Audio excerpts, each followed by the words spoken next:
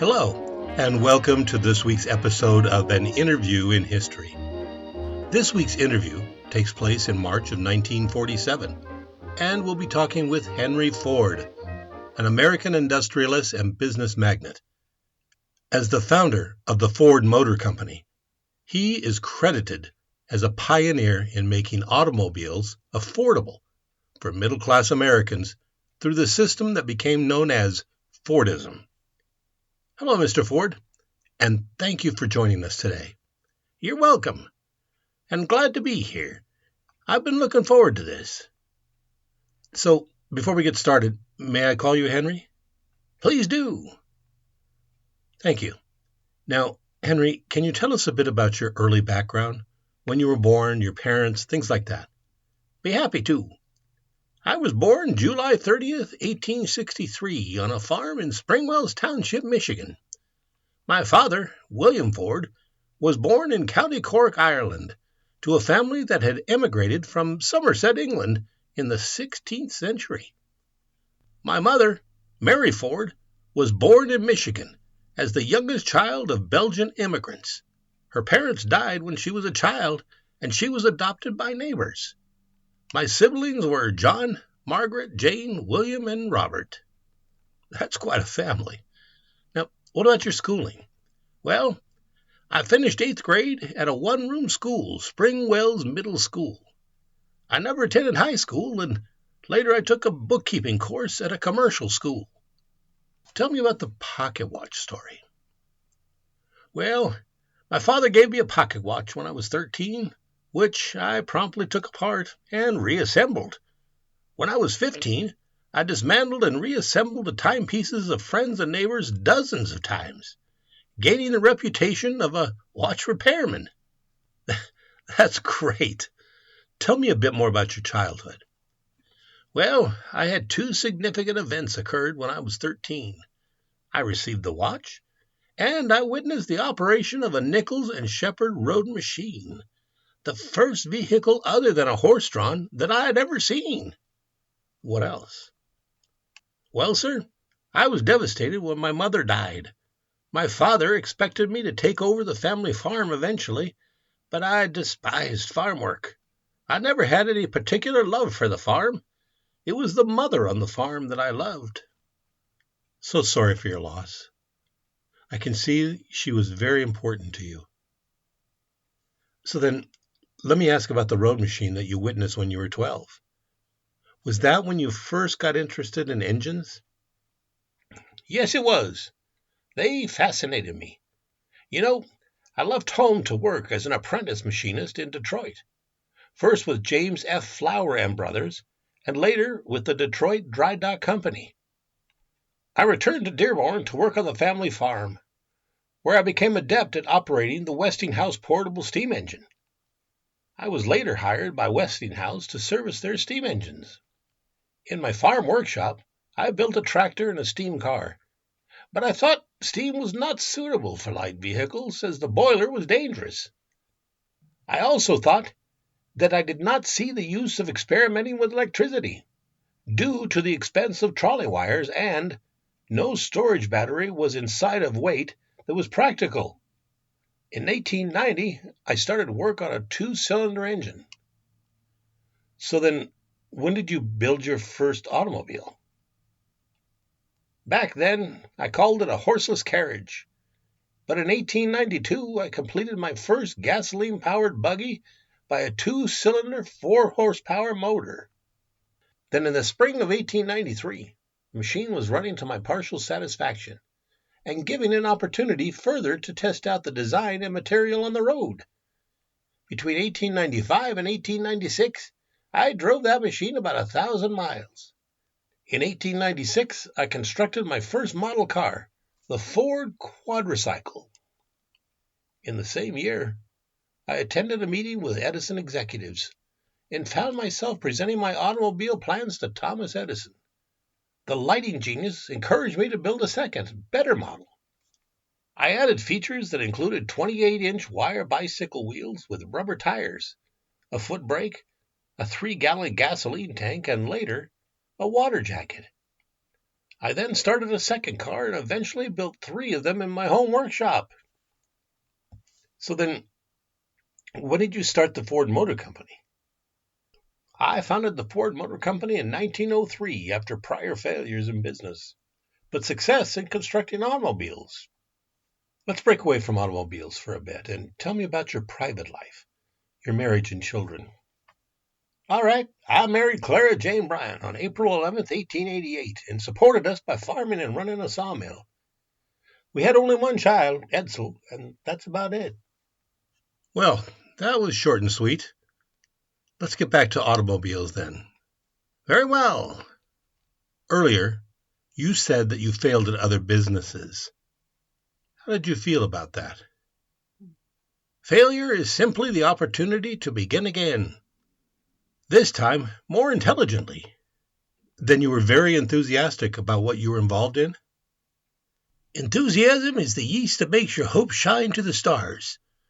Enthusiasm is the sparkle in your eyes, the swing in your gait, the grip of your hand, the irresistible surge of will and energy to execute your ideas. Those are great words to live by. So, when was the first Model T introduced? The Model T automobile was first introduced in 1908 and is credited with having revolutionized both transportation and American industry. As I was the sole owner of the Ford Motor Company, I became one of the wealthiest people in the world. Well, there's no doubt about that. I understand you had serious doubts about war. Can you tell us about that? Well, I opposed war, which I view as a terrible waste, and I supported causes that opposed military intervention. As a leading industrialist, that gave me a world view that warfare was wasteful folly, that retarded long-term economic growth. The losing side in the war typically suffered heavy damage. Small business was especially hurt, for it takes years to recuperate. I argued in many newspaper articles that a focus on business efficiency would discourage warfare, because if every man who manufactures an article would make the very best he can, in the very best way, at the very lowest possible price, the world would be kept out of war, for commercialists would not have to search for outside markets which the other fellow covets. I will admit that munitions makers enjoyed wars, but I will argue that most businesses wanted to avoid wars, and instead worked to manufacture and sell useful goods, hire workers, and generate steady long-term profits. But didn't you also profit from the wars? I did, but I was also known for pacifism during the first years of World War I. Although during the war, my company became a major supplier of weapons. But I did promote the League of Nations. In the 1920s, I promoted anti-Semitism through my newspaper, the Dearborn Independent. I also opposed my country's entering World War II, and served for a time on the board of the America First Committee. Interesting views. Not totally sure I understand them. Let's move on to something else that you were instrumental in promoting. Tell me about your views on labor. Well, in 1914, I offered a $5 daily wage, which more than doubled the rate of most of my workers. The move proved extremely profitable. Instead of constant employee turnover, the best mechanics in Detroit flocked to Ford, bringing their human capital and expertise, raising productivity and lowering training costs. When I announced the $5 per day program, that raised the minimum daily pay from $2.34 to $5 for qualifying male workers. My policy proved that paying employees more would enable them to afford the cars they were producing and thus boost the local economy. I viewed the increased wages as profit sharing, linked with rewarding those who were most productive and of good character. Wow, that must have really shaken Detroit up. It did. And then I also was among the pioneers of the 5-day work week. I believe that consumerism could help to bring about world peace. My commitment to systematically lowering costs resulted in many technical and business innovations, including a franchise system, which allowed for car dealerships throughout North America and in major cities on 6 continents. Now tell us about you and the union. I was adamantly against labor unions. I thought they were too heavily influenced by leaders who would end up doing more harm than good for workers, despite their good motives. Most wanted to restrict productivity as a means to foster employment. But I saw this as self-defeating because, in my view, productivity was necessary for economic prosperity to exist. Then what ultimately changed? Well, the Ford Motor Company was the last Detroit automaker to recognize the UAW, despite pressure from the rest of the U.S. automotive industry and even the U.S. government. A sit-down strike by the UAW union in April of 1941 closed the River Rouge plant. I was very close to breaking up the company rather than cooperate. But my wife, Clara, told me she would leave me if I destroyed the family business. In her view, it would not be worth the chaos it would create. I complied with my wife's ultimatum and even agreed with her in retrospect. Overnight, the Ford Motor Company went from the most stubborn holdout among automakers to the one with the most favorable UAW contract terms, and the contract was signed in June of 1941. Very wise decision, I would say. Henry, I want to thank you for taking the time to visit us. You shed light on so much more of your life than I had known. Well, thank you for having me.